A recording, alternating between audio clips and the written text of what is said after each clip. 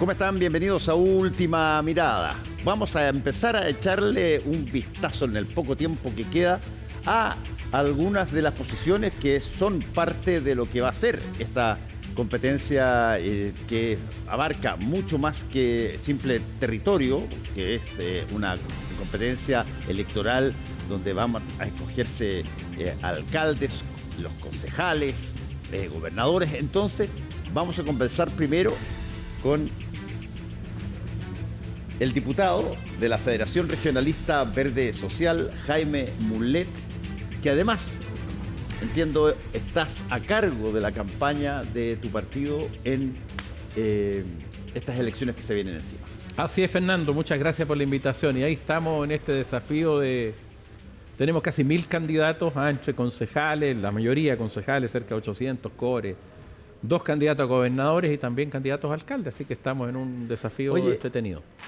¿Tú sientes de que en esta elección, en particular, va a haber movimientos tectónicos de fuste en materia de quiénes sacan más votos, quiénes pierden muchos votos, o de alguna manera los ganadores y perdedores van a estar de alguna manera casi divididos por poquitos votos? No, va a haber cambio, va a ser significativo. Con mucha claridad en la derecha. En la derecha creo yo que va a significar que el Partido Republicano va a quedar por sobre Renovación Nacional y la UDI. Por primera vez, digamos, en este tipo de elecciones. Creo que eso va a ser muy significativo. Puede que sean el partido más votado en esta elección, es muy probable. Por lo que está pasando, porque están en todo Chile, porque tienen listas completas, en fin. Y yo veo, por ejemplo, en mi propia región, en recorrido en otras regiones donde mucha gente que era UDI, por ejemplo, emigró al republicanismo y están más cómodos ahí. Yo creo que eso va a ser importante en la derecha. Y en el oficialismo creo yo que también va a ser muy importante quién queda arriba.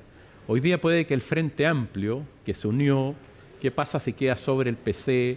Y la diferencia entre el PC y el PS también. Diría que son los partidos más grandes. Y los que estamos en la medianía de la tabla, el Partido Radical, los regionalistas verdes, ¿cierto? También van a haber movimientos. Entonces creo que hay interés. Oye, y hay otros más chicos. Y desde ese punto de vista, ¿cómo se presenta el partido de la Federación Regionalista Verde Social respecto del gobierno? ¿Qué es?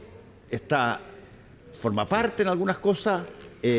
¿Otorga voto en otro? ¿Rechaza algo? ¿Está en contra? ¿Cuál es la nosotros filosofía? somos un partido de gobierno, tenemos una relación con el gobierno desde el origen del gobierno. Fuimos parte de Prodignidad cuando existía Prodignidad, de manera que estuvimos en la primaria apoyando la primaria que hubo en el sector y después participamos en el comando a Gabriel Boric. Tenemos un ministro de Estado, que es el ministro de Agricultura, que forma parte del gobierno. Esteban Valenzuela. Esteban Valenzuela, claro, un gran ministro de Agricultura, creo yo, que ha tenido una excelente gestión.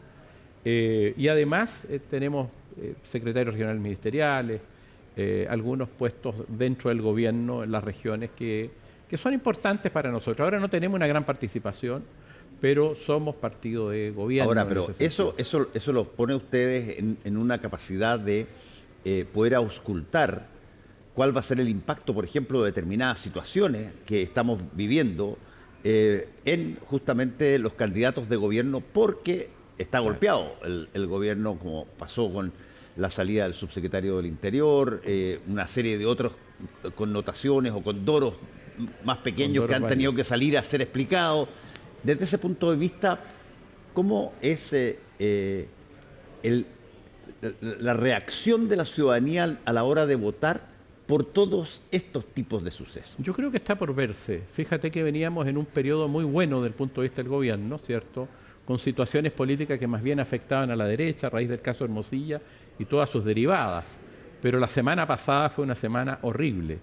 Hubo 3 efectos políticos muy complejos, muy inesperados y muy raros, diría yo, que ocurran también a 10 días de la elección, pero ocurrieron, ¿cierto?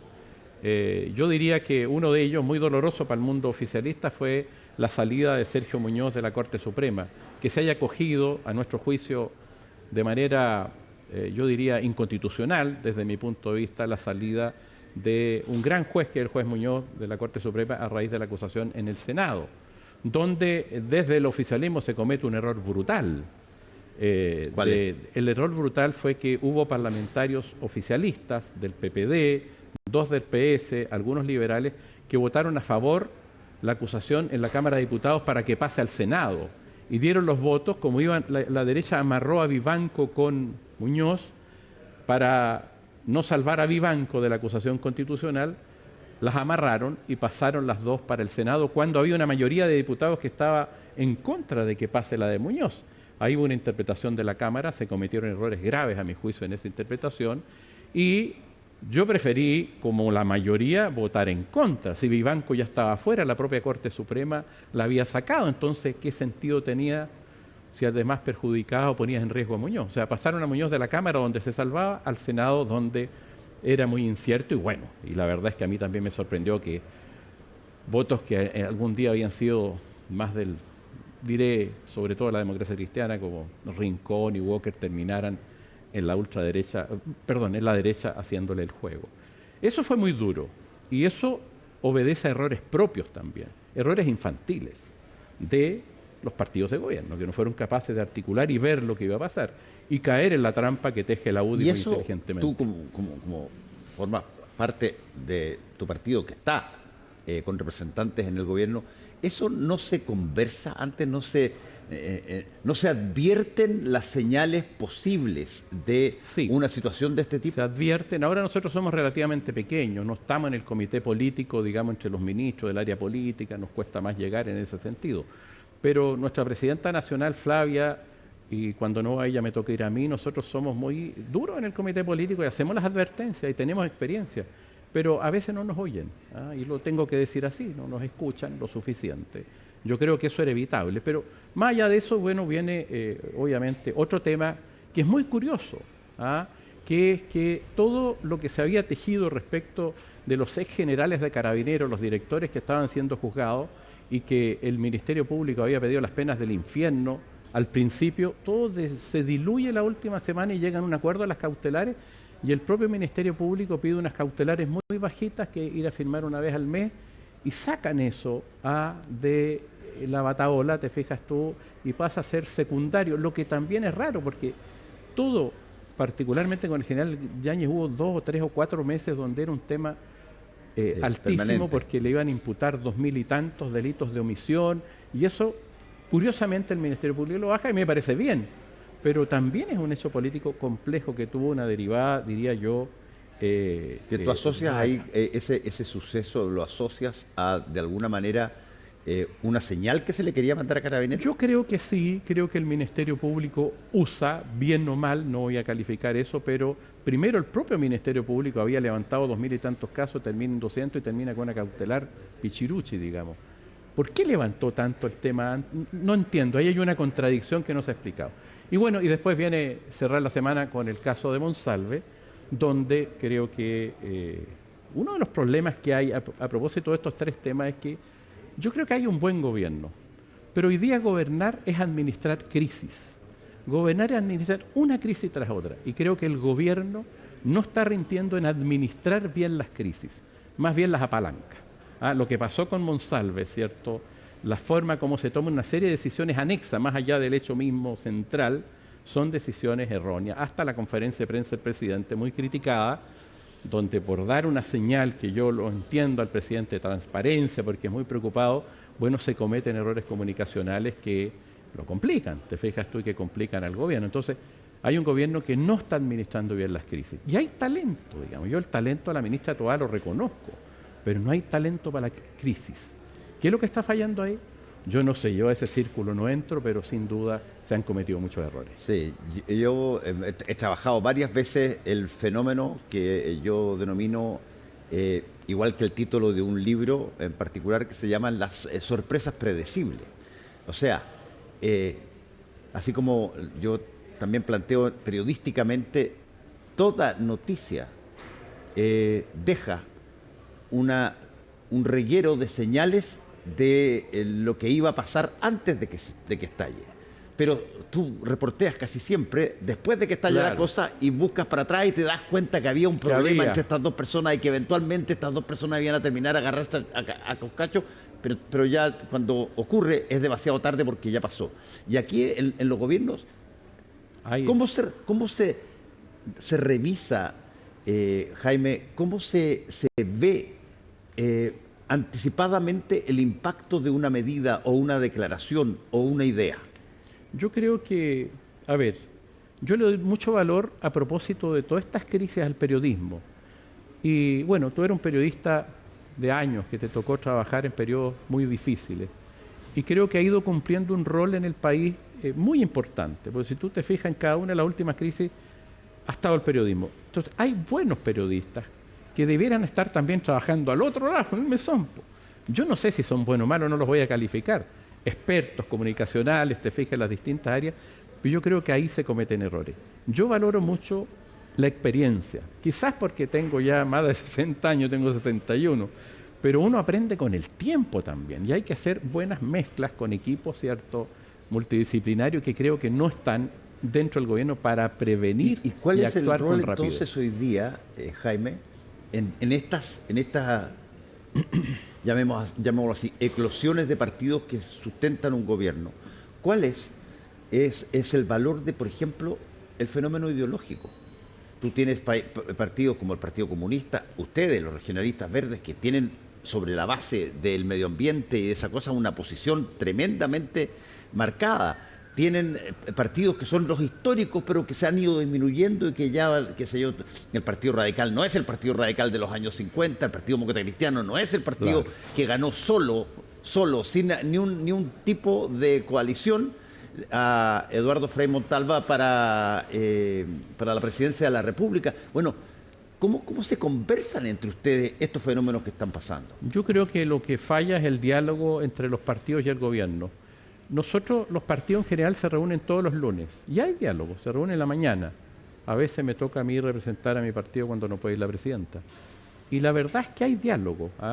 Esos diálogos, esas conclusiones se llevan al Comité Político al Pilar de la Moneda, donde hay algunos ministros del área política, cada vez menos. Al principio llegaban los 4 o 5 ministros del Comité Político, ahora llegan cada vez menos. Y nosotros exponemos las preocupaciones que tenemos, obviamente, pero yo creo que, honestamente, en general los partidos son poco escuchados. No sé si hay un nivel de soberbia. Yo desconozco además el nivel o la forma en que se toman las decisiones respecto en las relaciones entre el comité político y el presidente. El presidente no va al comité político. Entonces ahí hay algo que uno no sabe lo que pasa en la intimidad del gobierno. ¿Pero ¿cierto? lo conversan ustedes como partido con el presidente o con los ministros clave? No, con los ministros le llevamos las cosas. Las crisis se las llevamos antes, muchas veces. Damos nuestras opiniones. Ahora el gobierno recibirá otra y tomará las decisiones. Pero hay un lado que uno no conoce, te fijas tú, por lo menos yo. No estoy ahí en el corazón. Ahí está el Partido Comunista, ahí está el Frente Amplio fundamentalmente. Está la ministra Toá, te fijas tú, y nosotros y esta no mezcla, Jaime Mulet, de distintas generaciones y por lo tanto de distintas, llamémoslo así, dimensiones de experiencia en la política de gobierno, ¿chocan también? Yo creo que no se choca por generación, fíjate, no lo he visto así. Pero hay miradas, claro, por ejemplo hay diferencias generacionales interesantes en algunas cosas, por ejemplo en la minería. Por ejemplo, nosotros somos muy preocupados de lo que está pasando en Codelco, empresa muy relevante y que nosotros la vimos, en fin, conocemos su historia. En parte la vivimos los que somos del norte. O la empresa nacional de la minería que la han ido desmembrando en este gobierno, y a mí me duele el alma. Y yo creo que 10 veces he ido al comité político a decirle que se están equivocando. No cierren Paipote, va a generar todos estos problemas adicionales, veamos cómo hacemos la nueva fundición, en fin. Y he ido perdiendo esa batalla.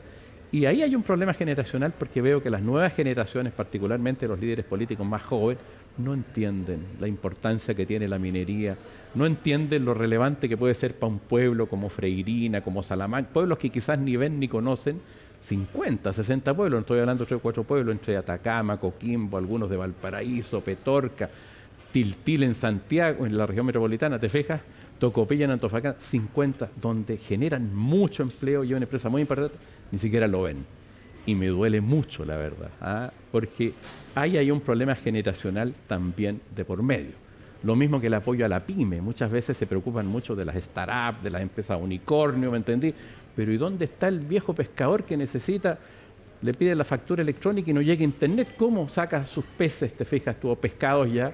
o el viejo que está en la cordillera sacando uva, digamos, una uva muy rica en el Valle del Huasco, en el Elqui, muy dorada, buena para hacer pajarete, para hacer pisco de alta calidad, y no tiene, ¿te fijas? Entonces se pasan, hay cosas que no se conocen de la profundidad del país. Y creo que ahí hay cosas que se fallan. Y ahora en lo más contingente, no sé, nosotros por ejemplo venimos planteando la crisis eléctrica a propósito del alza de tarifa desde el año pasado, digamos.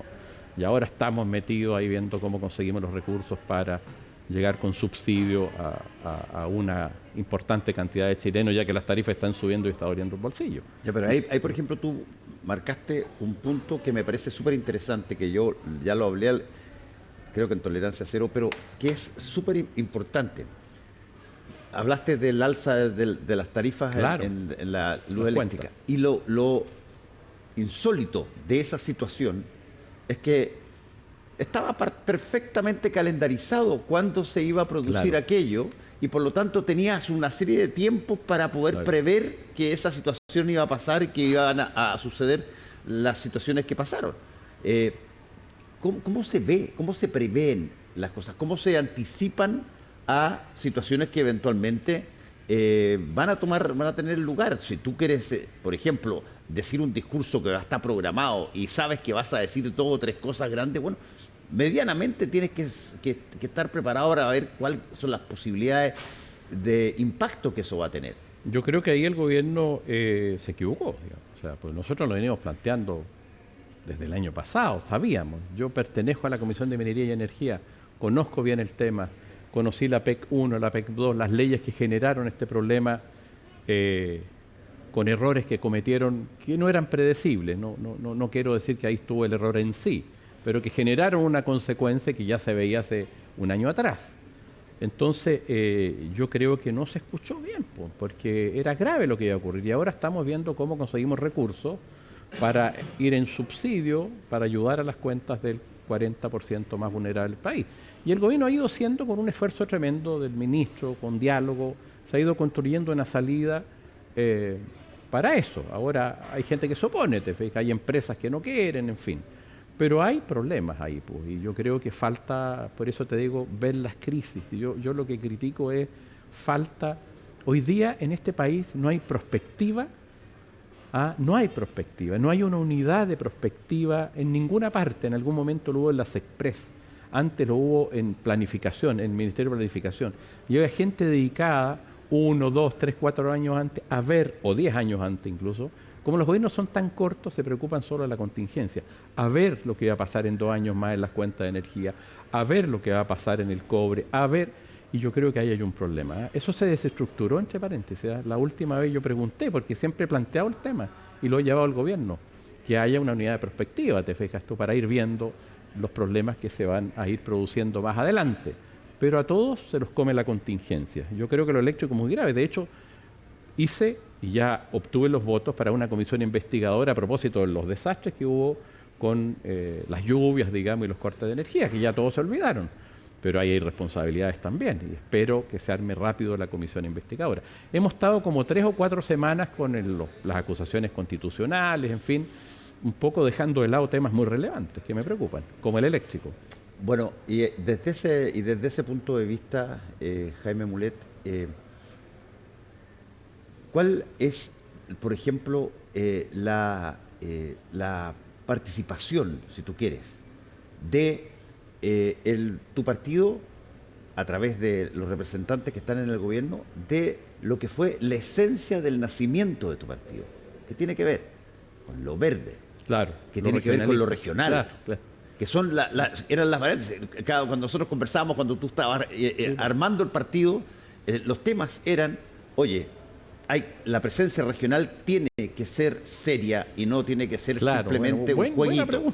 Y la situación del cambio climático y la situación del medio ambiente tiene que ser tomada en serio. Mira, hay cosas en que hemos avanzado y muchas en que no hemos avanzado.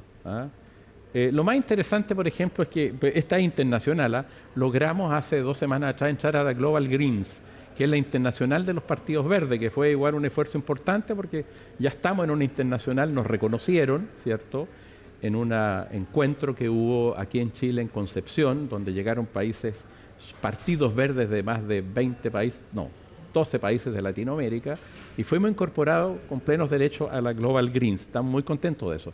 Bueno, eso es internacional. En lo nacional, fíjate que las dos corrientes principales del partido, el tema de la descentralización, traspaso de poder y recursos a las regiones, nos ha ido mal. Y debo decirlo, nos ha ido mal. ¿Por qué? Porque después del caso Convenios hubo como un frenazo a los procesos donde se le estaban traspasando atribuciones a los gobiernos regionales. Claro. Y se trata de satanizar a los gobiernos regionales, y hubo un problema ahí, y ese frenazo lo hemos sentido. Y lo han sentido los gobernadores también. Yo los conozco a todos los gobernadores prácticamente del país, me he reunido con la inmensa mayoría de ellos. Y yo creo que ahí hay que confiar más. La autonomía local, municipal, tiene más de 100 años en Chile, que los gobiernos locales, municipales son autónomos. Y todos los entendemos como autónomos. El gobierno regional lleva 3 años de autonomía, ha costado consolidarlo, pero es muy relevante. Ayer tuve una reunión en Vallenar con el gobernador Miguel Vargas, que va a la reelección. Y tuvimos un amplio diálogo con un conjunto de personas, viendo qué es lo que está fallando, qué es lo que estamos haciendo bien. Pero la línea, esa región ha tenido los problemas que han tenido todas las regiones. La línea es que necesitamos más autonomía. Siguen las regiones muy amarradas. Fíjate que decisiones de presupuestos, por ejemplo, con platas regionales, se quedan 3, 4 meses en la dirección de presupuesto para que autoricen el giro de la plata. Y una cosa, una locura, o sea, decisiones ya tomadas. Y eso es parte de la permisología y de los problemas que se van atrasando los proyectos. En general, en los gobiernos regionales se actúa mucho más rápido. El Consejo Regional, el CORE, que controla al gobernador, en general hay dificultades, pero hay sintonía y las cosas salen porque las necesidades están a la vista. No, y además por una razón práctica y logística, Lógico. que a diferencia de, como yo siempre digo, el Parlamento, diputados y senadores, los alcaldes, por ejemplo, los gobernadores también, pero los alcaldes sobre todo, tienen recursos. Ellos generan sus recursos, claro. por lo tanto tienen la disposición a usarlo, cosa que en el caso de ustedes como diputados tienen que pedírselo al Ministerio de Hacienda, no tienen plata propia. Claro, no. Pero eso también, Y ahí, eso también, a ver, me parece raro, teniendo recursos en las regiones, no puedan ser usados. Fíjate que hay un caso que yo lo repito y lo he repetido ya, que es muy importante. El lío de los profesores de Atacama del año pasado, que estuvieron 80 y tantos días en paro por falta de condiciones habilitantes en sus escuelas. Las condiciones habilitantes eran problemas en algún techo, problemas en puerta, problemas en baños que no funcionaban, o sea, cosas menores, relativamente baratas, entre comillas. Eran cerca de 600 millones de pesos para 80 establecimientos, aproximadamente. La plata estaba ahí arriba de la mesa. El gobernador regional dijo, no hay ningún problema, aquí están los recursos, tenemos. El CORE los aprobó y tú sabes que todavía no los pueden ejecutar. ¿Por qué? Porque la Contraloría, porque tiene que ir del Servicio Local de Educación al director de Educación para pedir una autorización, para cambiar una puerta. Una locura completa. A las regiones hay que darle más libertad y control. Las dos cosas, un gran profesor, Francisco Cumplido, hace mucho tiempo atrás fue mi jefe, yo fui seremi de Justicia hace muchos años atrás, decía, hay que traspasar atribuciones, pero con responsabilidad. ¿Te fijas? Y las dos cosas siempre ligadas. ¿Y por qué eso sí que yo aquí he conversado con todas estas personas que me dicen o me plantean variaciones relativamente parecidas a lo que tú estás diciendo? Y yo digo, pero a ver, ¿qué se necesita para hacer cambios que eventualmente contribuyan a que la gente, incluso favorece al gobierno porque pueden cumplir determinadas promesas que se hacen, pero la gente pueda ver que están pasando cosas? Mira, ahí hay dos cosas. Yo creo que muchas veces no se conoce bien lo que pasa en regiones, no se entiende bien desde el nivel central. Quizá en mi caso, en el caso de Esteban Valenzuela, que armamos el regionalismo, este partido, la vertiente regionalista juntos, que fue alcalde, yo fui seremi, conocemos bien cómo operan las cosas en la región. Hay mucha gente que no la conoce, que desconfían. Los grandes problemas y las grandes defraudaciones están en Santiago, no están en las regiones, digamos, están en los niveles centrales en general. La gente en regiones obviamente hay dificultades, hay problemas igual, pero yo creo que falta conocimiento. Y lo otro, algo muy típico en la política, el control, que te vengan a pedir permiso, que la directora de presupuesto tiene que ir a decirle, directora, ¿puede apurar usted el proyecto para hacer el hospital de tal lado? Porque está la plata ahí, pues ahí está el cheque, porque ¿ah? Es una locura, yo nunca lo he entendido bien, entonces creo que son factores subjetivos. Teníamos que hacer una facultad de medicina nueva en la Universidad de Atacama, con recursos regionales. Llevamos 3 años esperando para que nos pongan el RS, que es la resolución satisfactoria de que cumple los requisitos, en fin, arquitectónicos, el proyecto. ¿Ah? Y que tenga rentabilidad social. Y nosotros queríamos una gran facultad de medicina cara. ¿Por qué? Porque además de formar médicos, queremos formar especialistas en Atacama porque nos faltan especialistas. Y en eso Miguel Vargas, el gobernador, los colores, todo, de todos los colores políticos, de acuerdo. Llevamos 3 años. Salió el otro día, digamos, la resolución satisfactoria, el RS que le llaman. Brutal, perdimos 3 años para construir un edificio. Es cierto, un edificio, pero ahí tenéis que hacer clases, tenéis que preparar especialistas. Y ahí, Jaime, entonces es una locura. Ahí, Jaime, hay mirada equivalente a, por ejemplo, la oposición para mirar el mismo fenómeno. Yo creo que sí, fíjate. ¿Te aportan los votos o te entiendes tú que, oye, eso es importante que suceda, por lo tanto no vamos a ponerle demasiado Yo palitos creo que ahí no hay un problema en la oposición, ese es un problema interno y de todos los gobiernos. Sí. ¿Qué es lo que hay? Por ejemplo, con Piñera, y en alguna medida igual ahora, hay mucho cuidado en el manejo de la caja porque a veces no están llegando todos los recursos, entonces lo que yo deduzco es que empiezan a enlentecer los procesos porque te manejan de esa manera la caja fiscal. Creo que hay algo de eso. Entonces, tus 100 millones que tenías en las regiones, ya tenés 100, pero tenés que pasar por acá y aquí te lo empiezan a pasar de a poco y te atrasáis en todo. Sí, es brutal lo que ha pasado, yo lo he visto en Atacama. Un APR para llevar agua potable rural, a un lugar, se demora entre 6 y 8 años, me decía don Rufino Evia, coordinador, asesor de la directiva, estuve con la directiva de las APR de todo Chile, suministran agua a 2 millones, un poco más de 2 millones de chilenos. Entonces llegaron a la Comisión de Energía y los recibí porque le va a subir las cuentas de la luz y la cuenta de la luz le come como entre el 30 y el 60% de sus costos fijos. Entonces, oiga, ayúdennos porque nosotros no vamos a poder traspasar el costo a nuestros usuarios, que son gente de los sectores rurales. Y yo le dije, ¿en cuánto se demora en hacer una APR? Entre 6 y 8 años. No, es una locura. Y este país tiene una locura hoy día con el tema de los permisos, porque una sociedad tiene cierta moralidad y tiene determinados valores. Tú no puedes dejar 6, 8 años a unas personas que puedan acceder al agua a través de una APR, que es un derecho humano fundamental, tener acceso al agua o a la salud o a la vida incluso, porque tenéis que pasar y pedir un permiso porque un ingeniero de la DOH o porque tenía un problema. ¿Te fijas? Esto está trastocado. Los valores y los principios deben estar los de mayor categoría arriba, entonces te estás demorando en todo, en hacer una escuela de 10 años. Eso es una locura. Esto hay que cambiarlo. Y eso te lo dice la oposición hace mucho tiempo, el empresariado hace mucho tiempo, y también lo estamos sufriendo en el propio Estado, como te ponía yo el ejemplo de esos 600 millones para arreglar los establecimientos educacionales que todavía no se logra hacer bien porque están pasando por distintos lados. Bueno, te quiero agradecer, primero que nada, por haber venido, Jaime Mulet, aquí a Última Mirada, y esperamos a ver si es que pasa algo de tiempo y esta cosa, porque se está hablando tanto de la permisología hoy día que pareciera que no se puede ya disimularlo. No se puede disimular y tampoco se puede arreglar algo viejo que no tiene arreglos, como hacer, no sé, una cirugía plástica a una persona de 90 años, ya no tiene arreglo, no sé si me entiende, o se va a notar rápido. Entonces, estos arreglos, chicos, yo creo que hay que cambiar el sistema derechamente. Y me atrevo, incluso viniendo de un partido que tiene una vertiente verde, regionalista verde, me atrevo a plantearlo, no podemos seguir así. Hay muchas cuestiones de orden ambiental que hay que proteger y seguir protegiendo, obviamente, pero a veces quedamos sujetos a la voluntad de un técnico que se da un gusto y atrasa 2 o 3 años un proyecto, que es para salvar vidas, para llevar agua, o para hacer educación, o para hacer un hospital. Yo no estoy hablando de las grandes empresas que a veces, obviamente, se han portado muy mal. Estoy hablando de educación, de salud, de vida.